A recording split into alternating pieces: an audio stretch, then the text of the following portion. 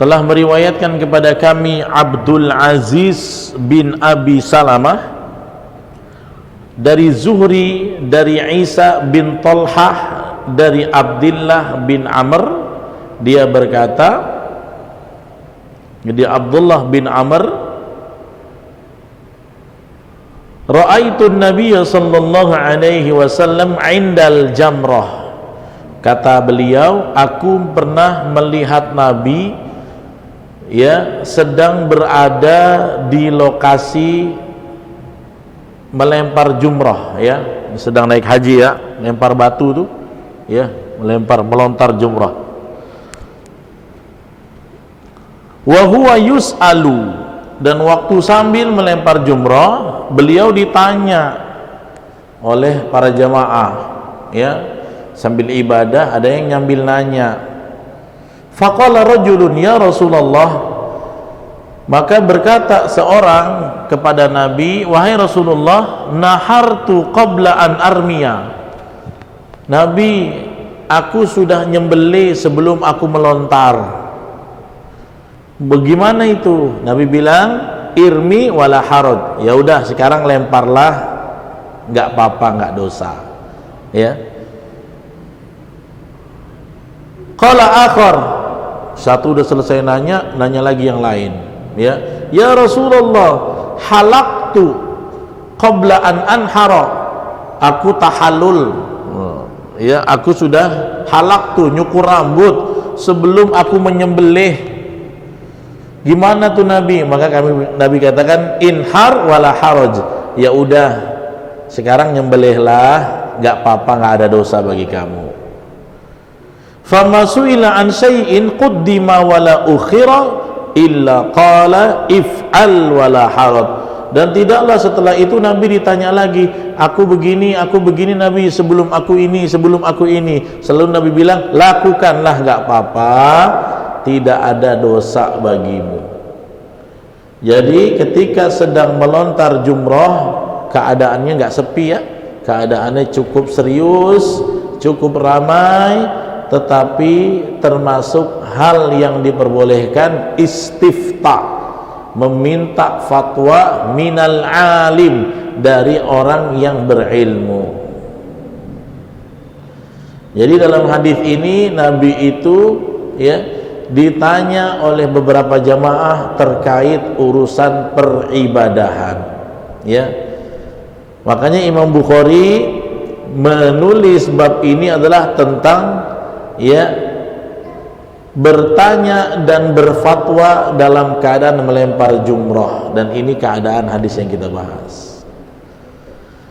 Apa saja faidah hadis ini jemaah sekalian? Yang pertama, bahwasanya ritual melempar jumrah tidak dilarang di dalamnya bertanya-tanya, padahal itu sedang ibadah, ya. Tidak dilarang bertanya di dalamnya tentang hal-hal agama, fatwa, hakam hukum agama, diperbolehkan, tidaklah dilarang, selama yang ditanya adalah urusan akhirat agama, ya. Dan kata Abdullah bin Amr, setelah dua pertanyaan tadi, Nabi terus ditanya, dan setiap kali ditanya beliau akan menjawab if'al wala haraj, if'al wala haraj. Ini apa? Ya, nilainya bahwasanya orang yang dimintai fatwa hendaknya ya memberikan solusi yang ya sesuai dan menenangkan orang yang minta fatwa. Lihat, Nabi ditanya boleh, nggak apa-apa, walahal agak-agak ketukar urutannya gitu ya, tapi nggak apa-apa, sekarang susul. Itulah Nabi, ketika ada orang bertanya kepada beliau, yang dia dapat adalah itmi'nanul qalbi, ketenangan hati. Inilah seorang mufti sejati. Kalau Nabi nyontoin begini, begitu adem, menyejukkan, solutif. Kenapa hari ini baru jadi ustadz kampung aja macam saya nih, kalau nanya haram begini gimana? Wah, nggak diterima kau. Oh gimana? Neraka lah kau. Gimana? Waduh, kesannya Islam itu tidak solutif. Mengaktualisasikan wa ma arsalnaka illa rahmatan lil alamin. Tidaklah kami mengutus engkau melainkan engkau menjadi rahmat untuk seluruh alam. Jadi datangnya Nabi menyejukkan hati. Nah, terlebih lagi Nabi merepresentasikan Islam seperti itu. Ketika Nabi tanya, begini boleh enggak? Kalau yang tidak fatal, ya, akhirnya Nabi bilang, if'al wala haraj, if'al wala haraj, lakukan enggak apa-apa, lakukan enggak apa-apa. Tapi jangan pandai-pandai, tanya sama orang alim. Ya, dalam Islam apa-apa enggak apa-apa, salah enggak apa-apa lah, bedal aja katanya. Nah, jangan. Harus nanya dulu.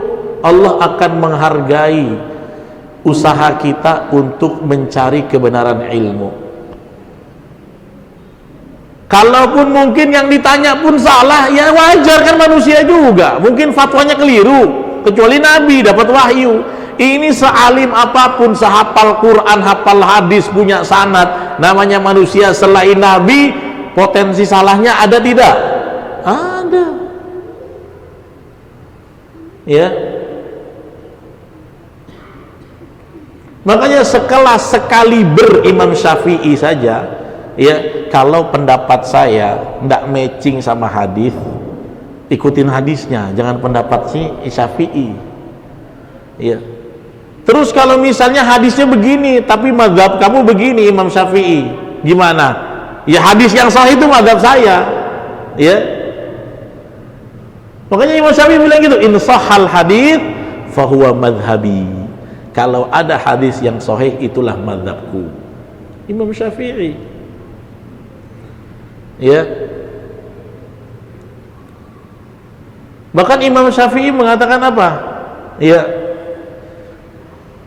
Fa inna ra'yi shawab yahtamilul khata'. Pendapat aku benar, mudah-mudahan benar, walaupun tetap saja akan bisa membawa kesalahan. Wa ra'yuka khata' yahtamilus shawab. Pendapat kamu selain saya bisa saja salah, tapi mengandung membawa kebenaran. Kenapa? Tidak ada kebenaran hakiki dari manusia. Makanya setiap kita menyampaikan satu keyakinan dalam pendapat agama, seyakin apapun kita akan bilang wallahu a'lam. Tapi ikhtiar yang diperintahkan sama kita adalah berikhtiar sedekat-dekatnya, seusaha-usahanya dengan pendapat yang benar, yang rajih. Itu yang kita diperintahkan. Nggak boleh gampang-gampangin. Ya. Seperti contohnya, saya kalau sholat mazhabnya nggak mau pakai Syafi'i, pakai Hambali. Kenapa? Nggak usah pakai kunut biar cepat. Pas baca Fatihah saya ikut mazhab Maliki. Kenapa? Nggak usah baca Bismillah. Bismillah nggak dibaca sama sekali, sir maupun jahar. Kenapa? Biar ringkas. Ya. Kemudian kalau sholatnya kalau perlu Imam Hanafi itu Fatihah nggak wajib. Coba, Fatihah nggak wajib. Dari semua jumhur cuma Imam Hanafi yang nggak mewajibkan Fatihah. Akhirnya pilih-pilih, itu nggak boleh. Pilih-pilih mazhab yang paling enak dengan nafsu, namanya talfik. Talfik itu tercela dalam Islam. Makanya metode yang paling terbaik dari semua pendapat mazhab, kita melakukan tarjih. Tarjih dari kata rajjaha yurajjihu tarjihan. Apa itu tarjih? Ya, menganalisis pendapat yang paling terkuat dalam segi dalail, pendalilan. Itu yang benar cara beragama. Jangan cari yang enak. Kalau masalah wudhu, saya nggak mau ikut mazhab Syafi'i, batal suami istri, repot, nggak bisa cium bini mau ke masjid. Nggak boleh. Pilih yang terkuat inda ra'yik, dalam pandangan kamu, menganalisis dalil yang ada. Itu begitu caranya. Kenapa butuh fatwa? Karena nggak semua orang bisa mengakses Quran dan hadis. Nggak bisa semuanya. Misalnya kita ditanya, coba fulan, antum hadis tentang i'tidal, tahu nggak? Nggak tahu lah orang kalau awam. Coba dalil tentang iftitah, riwayat mana, bunyinya gimana? Coba orang awam ditanya, nggak bakal bisa. Makanya butuh guru, ya, guru, ustadz, pembimbing, mentor, atau apapun, syekh, kiai, pengajar dan sebagainya, ya, murabbi, semua itu dibutuhkan, ya. Karena itu, ya apalagi akhir zaman ini, Pak, ya, orang-orang yang bisa mengakses langsung kepada Al-Quran dan hadis dan perkataan ulama makin sedikit. Terus gimana solusinya? Usaha panik lah, nggak usah panik, cetaklah anakmu menjadi ulama sekarang. Jangan kau cetak anakmu jadi lumbung duit terus, cetak jadi ulama. Kalau kita tidak bisa menjadi barisan di antara para ulama, minimal zurriyat kita bisa melanjutkan estafeta para ulama yang telah wafat, ya.